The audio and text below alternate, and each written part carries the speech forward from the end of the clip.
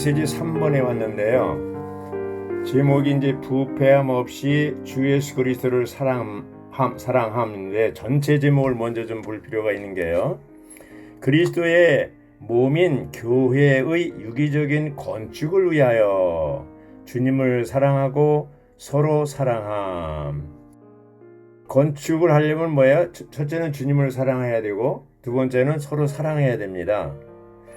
근데 여기 이제 메시지 3번은 앞에 부패함 없이 주 예수 그리스도를 사랑함이 나와요. 예. 부패함 없이 사랑한다는 말이 무슨 말이냐면 변함없이 사랑하는 거예요. 변함없이. 그래서 이 근거가 에베소 6장 24절이죠. 오늘 메시지 3번의 요절 말씀은 에베소 6장 24절 마지막 절입니다. 마지막 절이죠. 그래서 변함없이 또 부패함 없이 주 예수 그리스도를 사랑함. 그런데 여기서의 사랑은 이러한 세상적인 인간적인 사랑이 아니고 아가페의 사랑을 얘기합니다. 신성한 생명에서 나온 신성한 사랑을 얘기합니다. 그리고 여기 이제 부패함 없이 변함 없이 이 말이 확장력에 보니까요. 영원하고 부패함 없이 이렇게 영원하고가 더 들어있더라고요. 확장력은. 그러니까 이 변함 없이 부패함 없이 사랑하는 것이 영원한 사랑과 관계되니까 이 우주 가운데 영원한 게 뭐예요? 신성한 생명 하나님밖에 없어요. 그래서 우리가 이 사랑을 할 때 썩어질 어떤 것을 세상에 속한 어떤 것은 없어지는 거예요. 없어지지 않는 게 뭡니까? 바로 아버지 하나님, 아들 하나님, 영 하나님, 삼위일 하나님 없어지지 않고 그러한 삼위일 하나님에 의해서 산출된 교회가 없어지지 않고 그렇죠? 그리스도의 몸이 영원한 것이죠. 또 예루살렘이 영원한 거잖아요. 이러한 영원한 사랑을 하는 것이 중요하다는 것이죠. 이 메시지를 전한 제임스 리 형제님은 뭐라고 그랬냐면 서두에서 메시지 3번은 현재 교회의 필요를 채우는 귀한 말씀이라고 했습니다. 그리스도의 몸을 건축하고 신부로 단장하는 유일한 길은 서로 사랑하는 것이라고 했습니다. 에베소서는 신약에서 가장 놀라운 책인데요. 왜 그렇습니까? 사랑으로 건축하는 것을 말하고 있기 때문입니다. 이 사랑이라는 말이 몇 번 나와요? 19번 나옵니다. 예. 또 사랑 안에서라는 말이 4장에도 3번이 나오고 그에 합해서 6번이 사용되었습니다. 그래서 여기서의 사랑은 조금 전에 말씀드린 대로 아가페의 사랑입니다. 세상의 사랑, 인간적인 사랑은 뭐 기브 앤드 테이크잖아요. 주고받는 사랑인데 아가페의 사랑은 주는 사랑이죠. 받을 거 계산하지 않고 하는 사랑입니다. 주님은 이 땅에 오셔서 요한복음 3장 16절에 있는 것처럼 하나님이 이처럼 사랑하사 독생자를 주셨으니 그렇죠? 이는 저를 믿는 자마다 멸망치 않고 영생을 얻게 하려 하심이라. 그 하나님이 세상을 때 그 세상에 내가 들어가 있는 겁니다. 사람을 이처럼 사랑하사. 창세기 보면요. 하나님이 사람을 창조하셨죠? 하나님 형상과 모양대로 지으셨어요? 근데 타락해서 뭐가 됐어요? 하나님 종류로 사람을 창조했는데 타락해서 인류가 된 겁니다. 2000년 전에 하나님이 육신을 입고 나타나셨는데 그렇게 오신 목적은 뭐예요? 타락한 인류를 다시 하나님의 종류로 끌어올리기 위해서 오신 거예요. 하나님이 사람 되는 과정이 단계가 있고 또 사람이 다시 하나님으로 되는 단계가 있어요. 그렇죠? 육신을 입고 인생을 사시고 십자가에 죽으시고 영이 되시고 부활하셔서 생명 주는 영이 되시고 또 승천하시고 이렇게 나오잖아요. 오순절날 이제 또 성령 임하고 이러잖아요. 그래서 이 사람이 이제 또 거듭나서 또 단계적으로 올라가잖아요. 나중에 하나님과 똑같이 되는 그런 단계까지 올라가잖아요. 근데 여기 보면은 이제 이 생명은요. 여기서 얘기하는 이 신성한 생명은 하나님의 생명이요 영원한 생명이거든요. 그래서 이러한 영원한 생명을 우리에게 주시기 위해서 하나님이 2000년 전에 사람으로 오신 거예요. 예. 그래서 이러한 이 목적을 다 이루셨는데 에베소서에서는 하나님의 은혜를 얘기한 거예요. 에베소 1장 2절 하나님의 은혜로 시작해서 마지막에 6장 24절은 뭐야? 또 은혜로 끝납니다. 은혜가 뭡니까? 한쪽 끝은 하나님의 사랑이라면 이 한쪽 끝은 은혜예요. 하나님의 사랑이 사람에게 도달할 때 은혜입니다. 그걸 받아들이면 은혜고 하나님의 사랑을 알게 되는 것이죠. 안 받아들이면 어떻게 돼요? 불신해서 안 받아들이면 하나님의 은혜도 모르고 하나님의 사랑도 모르는 것이죠. 적어도 우리 함께 참여하는 자매님들은 하나님의 사랑을 받아들였어요. 그 은혜를 받아들였어요. 우리가 이제 히브리서 4장 12절에 있는 것처럼 예수의 피를 힘입어 은혜의 보좌 앞에 담대히 나가잖아요. 지성소 안에 들어갈 수 있는 특권을 우리는 부여받았습니다. 하늘의 보좌에 권위의 보좌가 있고 우리 영 안에는 은혜의 보좌가 있습니다. 그래서 이 은혜의 보좌와 권위의 보좌가 연결된 그 사다리가 바로 그리스도죠.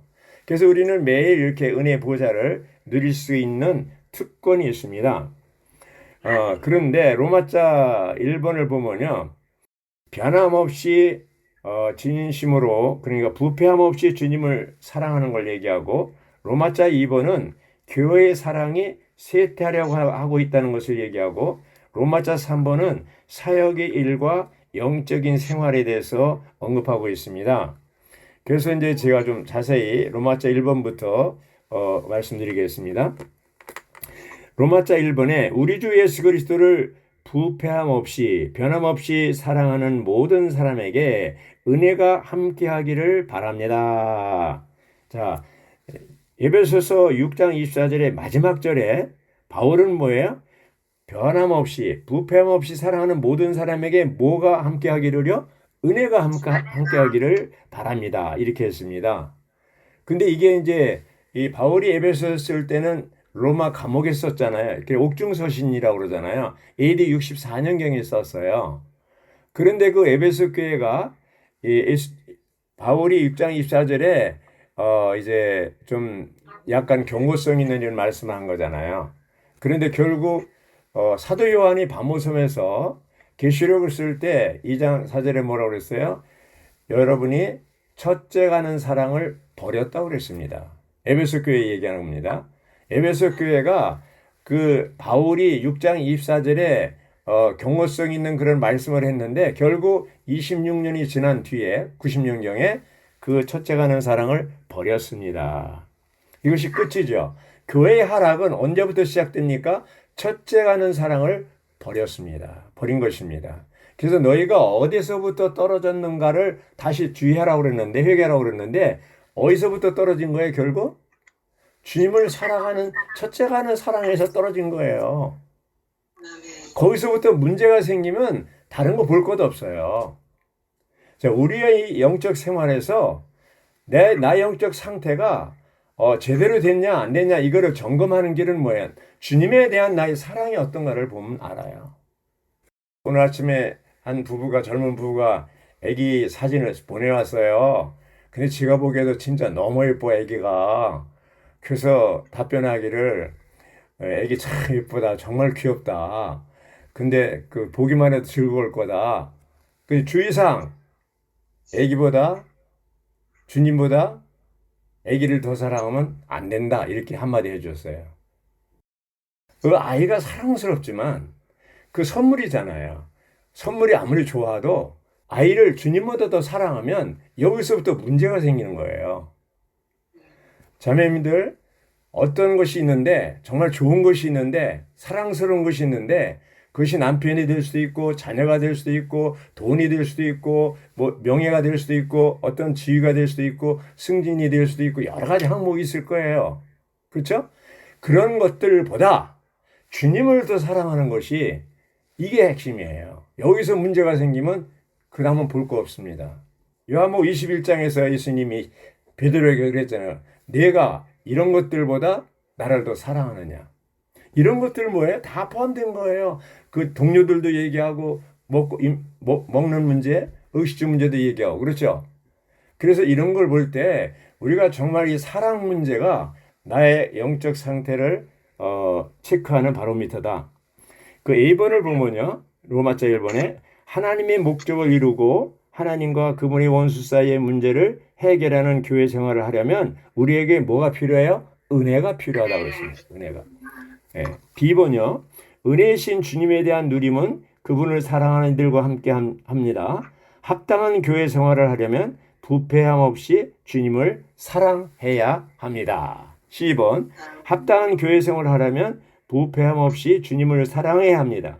부패함 없이 사랑하려면 타락한 생명에 의한 타고난 생명이 아니라 하나님의 신성한 생명에 의한 신성한 사랑입니다.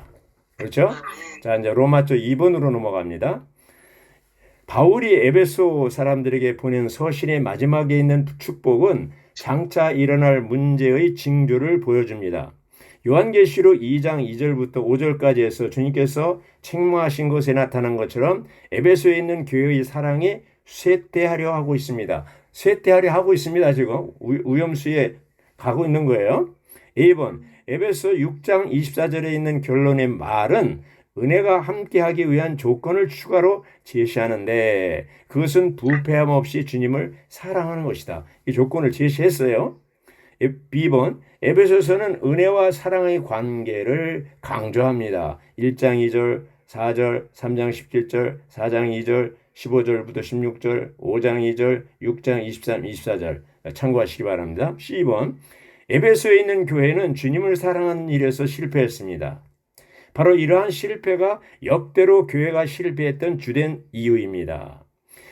진정한 신약의 사역은 항상 우리를 분발시켜 첫째가는 사랑으로 주 예수님을 사랑하게 하며 우리를 강화하여 단순하게 우리의 생명공급이신 그리스도를 누리게 합니다. 예. 자, 제가 이제 부담이 로마자 3번에 있기 때문에 로마자 3번으로 넘어갑니다. 에베소서에서 교회에 대한 계시에는 두 가지 주된 방면이 있습니다. 첫째 방면은 그리스도의 몸을 건축하는 사역의 일입니다. 둘째 방면은 우리의 영적인 생활, 영적 생활을 얘기하는 것이죠. 이러한 생활은 우리가 교회 생활에 부합하는 생활을 할 수 있게 하는 많은 영적인 체험을 이루어지게 합니다. 체험들로 이루어집니다. 자, 이제 여기 이 A번, B번이 있는데 제가 B번을 먼저 하겠습니다. 우리는 에베소서에서 각 장에 밝혀진 대로 교회 생활에 부합하는 영적인 체험들 안에서 부패함 없이 주님을 사랑해야 합니다. 자, 에베소 1장부터 6장까지를 간략하게 이제 교통합니다. 1장은 뭡니까? 1장 4절 우리가 사랑 안에서 하나님 앞에 거룩하고 흠이 없게 되도록 선택받았다고 했습니다. 5절은 그 선택한 목적이 예정이죠. 예정이 뭐냐면 아들의 자격을 얻는 거라고 했습니다. 칼빈이 얘기하는 구원의 문제 아닙니다. 에베소 2장 10절 그리스도 예수님 안에서 선한 일들을 위하여 하나님의 걸작품으로 창조되었습니다. 바로 교회가 에베소 3장이죠. 3장 8절 14절 19절은 측량할 수 없는 풍성을 누림으로 그리스도께서 우리의 마음에 거처를 정하셔서 우리가 하나님의 모든 충만에 이르도록 충만하게 되는 것이죠. 여기 이제 4장에 넘어갑니다. 4장 22절부터 24절은 우리가 옛사람을 벗어버리고 새 사람을 입어야 한다고 했습니다. 근데 4장 22절과 24절 중간에 23절에 뭐가 있습니까? 옛사람을 벗고 새 사람을 입으려면 생각의 영을 새롭게 해야 됩니다. 생각의 영을 새롭게. 이 에베소 4장 22절부터 24절은 로마서 12장과 같은 레벨입니다. 5장에 가서 5장 18절부터 19절 영 안에서 충만해져서 시와 찬송과 영적인 노래로 서로 화답해야 됩니다. 에베소 6장 10절부터 11절 우리가 주님 안에서 굳세워지고 하나님의 완전한 전투 장비로 무장해야 됩니다. 그래서 속사람에 이르도록 강해져야 되는데 이것이 바로 교회 생활, 부흥된 생활, 지속적으로 이기는 생활, 부패함 없이 주님을 사랑하는 생활을 하는 기적적이고도 정상적인 길이라고 했습니다. 자, 이제 B번 로마자 3번의 B번을 하겠습니다. 여기에 제 부담이 다 있습니다. 교회 생활에 부합하는 영적인 체험들 안에서 부패함 없이 주님을 사랑해야 합니다. 에베소에서 밝혀졌고요. A번 보면 우리는 그리스도의 몸을 건축하는 사역의 일을 함으로써 부패함 없이 주님을 사랑해야 한다고 방금 읽었죠. 자, 여기서 볼 때 오늘날 필요는 모든 지체가 온전하게 되어 기능을 발휘함으로 직접 몸을 건축하는 그런 이제 생활을 해야 된다는 것이죠. 그래서 에베소 4장 16절이 중요한 기절이라고 했잖아요. 그 11절은 뭐야? 이제 하나님께서 은사를 주셨는데 혹은 사도들, 혹은 신원자들, 혹은 복음 전환자들, 혹은 목자들과 교사들을 주셨으니 이는 성도를 온전케 하고 그 사역에 일을 하게 하고 그리스도의 몸을 건축하게 하려는 것입니다. 이렇게 했습니다. 그래서 우리가 하나님의 정하신 길은 하나님의 경륜을 이루는 길입니다. 이제 믿음 안에는 하나님의 경륜이라고 그랬잖아요. 디모데전서 1장 4절에. 근데 어느 집회 때 이영재님이 살아계실 때 한 청년이 공개적으로 질문했어요. 이영재님 질문이 있습니다. 뭡니까? 왜 형제님은 메시지 전할 때마다 하나님의 경륜만 얘기합니까? 이렇게 물어봤어요. 그랬더니 이영재님이 뭐라고 답했는지 아세요? 형제요. 내가 이것을 계속 얘기하는 것은 아무리 내가 하나님의 경륜을 얘기해도 여러분들이 알아듣지 못한 것 같아서 또 얘기하는 거다. 이렇게 얘기했습니다. 그러니까 알아들 때까지 얘기한다는 거예요. 하나님이 경륜에 대해서 우리는 아는 것 같지만 사실은 실제 생활이 이렇게 안 나온다는 거예요. 이제 그거하고 연관되는데 믿음 안에는 하나님이 경륜이라고 할 때 여기 이제 생양교권 복가소지의 구조 아래 생양교권을 실행하는 것이 하나님이 정하신 길이잖아요. 근데 여기서 가장 중요한 게 뭡니까? 이거 얘기하면 우리가 너무너무나 많이 들었던 얘기이기 때문에 의미가 없어요. 여기서 제가 다시 강조하는 것은 바로 가정입니다. 가정. 가정이 이게 건강하지 않으면요. 아무것도 이루어질 수가 없습니다. 자, 보십시오. 하나님의 경륜이 무슨 뜻입니까? 헬라어로 오이코노미아예요. 오이코노미아는 뭐예요? 가정 경영, 가정 관리, 가정 행정, 가정 분배 이런 뜻이라고 그랬지 않습니까? 근데 많은 경우 우리는 뒷부분만 강조했어요. 그 중요한 건 뭐예요? 앞부분이에요. 가정이에요. 가정을 떠나서는 믿음의 안에 있는 하나님의 경륜을 이룰 수가 없습니다. 그래서 저는 아주 이게 부담이 있기 때문에 얘기하고 또 얘기하고 또 얘기하고 그러는 거예요. 자, 창세기에 아담이 타락했잖아요. 사람들 아담이 타락한 것만 얘기하지 아담과 하와의 가정이 파괴된 것에 대해서는 관심 없습니다. 사탄은요.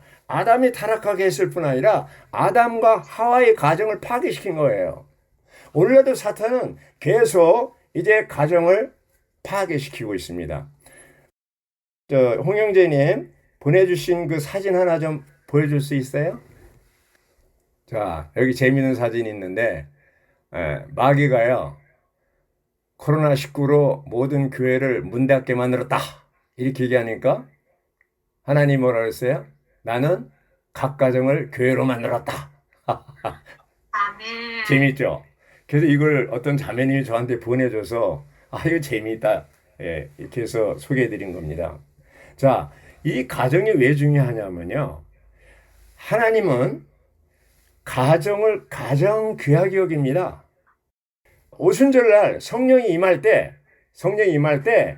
성전에 성령이 강림한 게 아닙니다.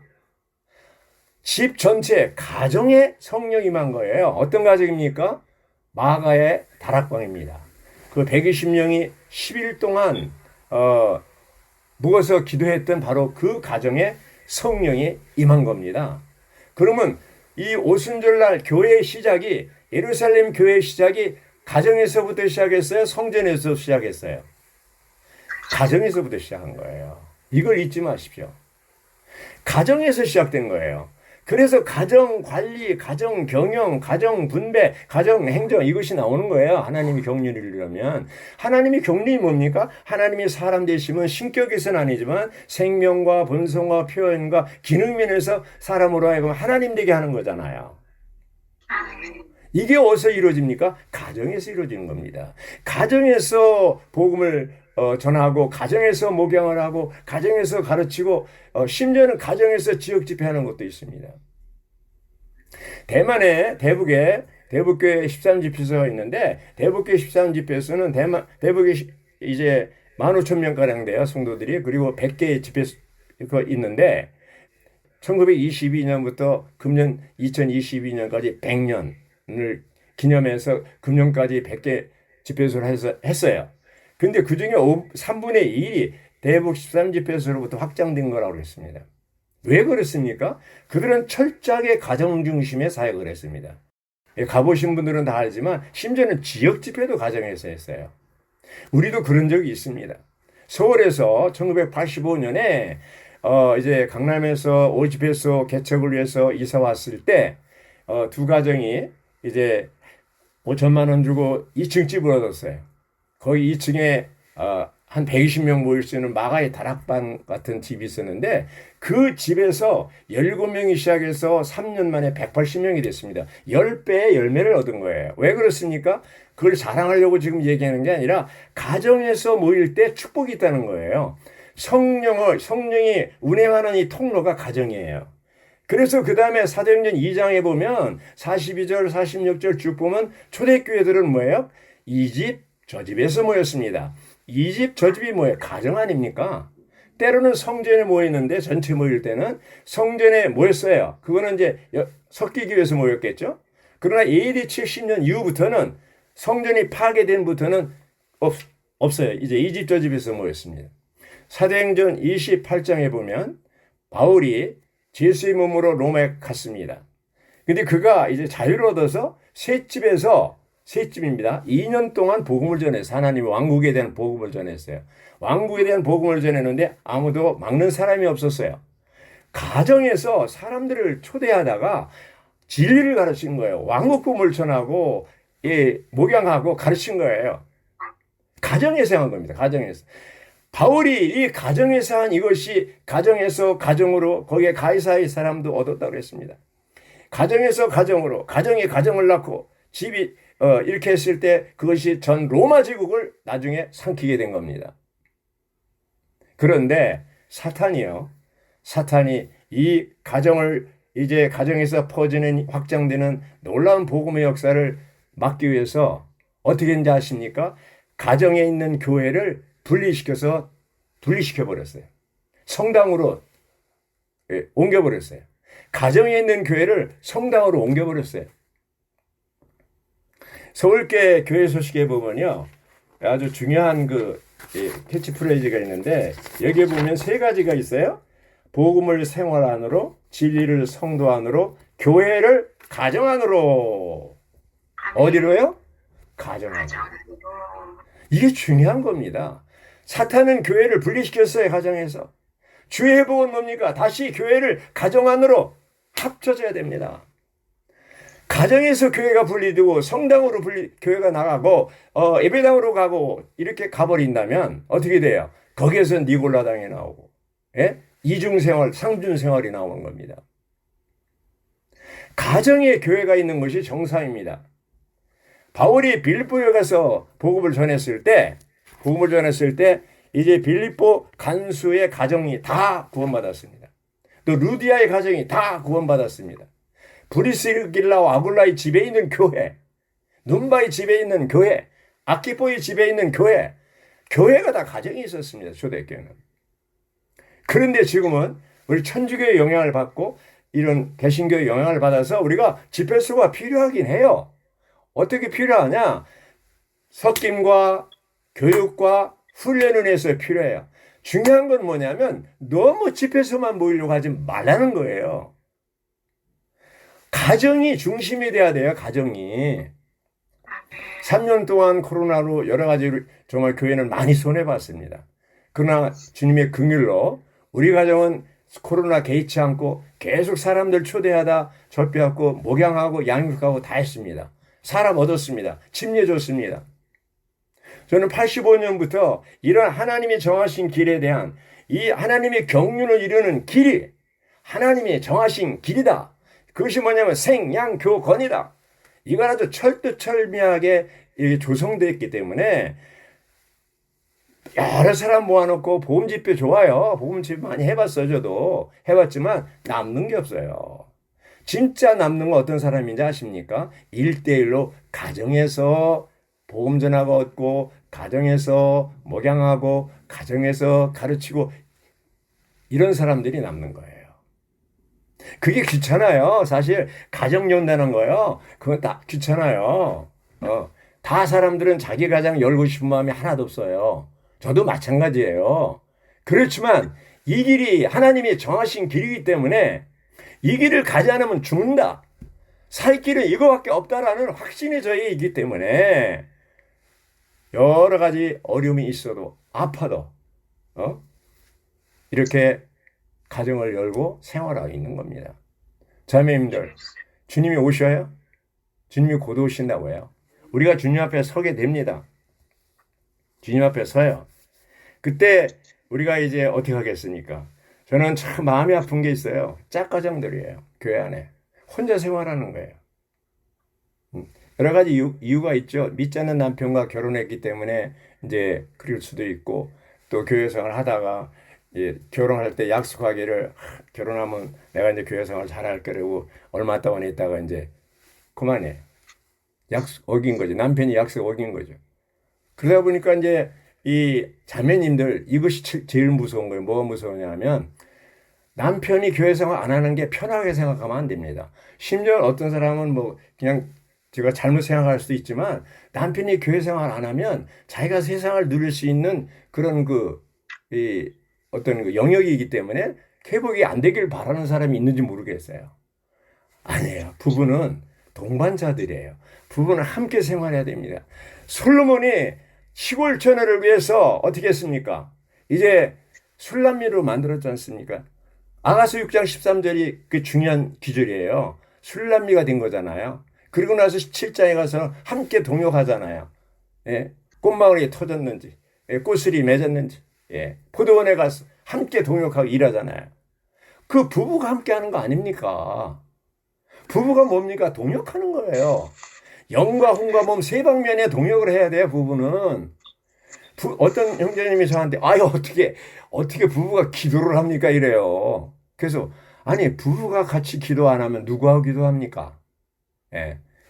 함께 기도하고, 함께 찬송하고, 함께 성경 읽고, 얼마나 아름답습니까? 그림 중에서 밀레 만종이라는 게 있죠? 알죠, 다? 그게 왜 그렇게 유명해졌습니까? 그 그림이 평화롭잖아요. 그 부부가 밭에서 일을 하고 이제 집으로 돌아오기 전에 거기서 기도하는 장면을 보여준 게 아주 아름답지 않습니까? 우리가 하나님이 가장 아름답게 보는 부부는 어떤 사람들인지 아십니까? 함께 일어나서 기도하고 함께 찬송하고 함께 말씀 읽고 이런 부부들 이거를 귀하게 여기는 거예요. 제가 이제 우리 가정 조금 얘기했는데 자랑하려고 하는 게 아니에요. 우리도 형편 없었어요. 그러나 지금은 주님의 긍휼로 함께 동반자로서 함께 생활하니까 진짜 천국이 따로 없더라고요. 내 주 예수 계신 곳이 그 어디나 하늘나라 조막이나 궁궐이나 그런 찬송이 있죠. 그래서 초막에 살든 궁궐에 살든 주님과 함께 있을 때 부부가 함께 이렇게 동역할 때 가장 아름다운 것입니다. 이 지구상에서 가장 천사들이 부러워하는 장면이 부부가 함께 기도하는 장면입니다. 아멘 하십니까? 아이고 우리는 안 돼. 아이고 유영진인 가정이라 그렇지 우리는 안 돼. 이렇게 포기하지 마십시오. 포기하면 안 됩니다. 정말 눈물로 기도하십시오. 남편이 회복되도록 기도하십시오. 그럼 언젠가는 이루어줄 겁니다. 주님이 반드시 그런 기도를 들어주실 겁니다. 부부 자문을 보십시오. 부부 자문 결혼식 할 때 해주잖아요. 부부 자문에 뭡니까? 함께 기도하는 거 나오잖아요. 함께 성경 읽으라고 하잖아요. 예.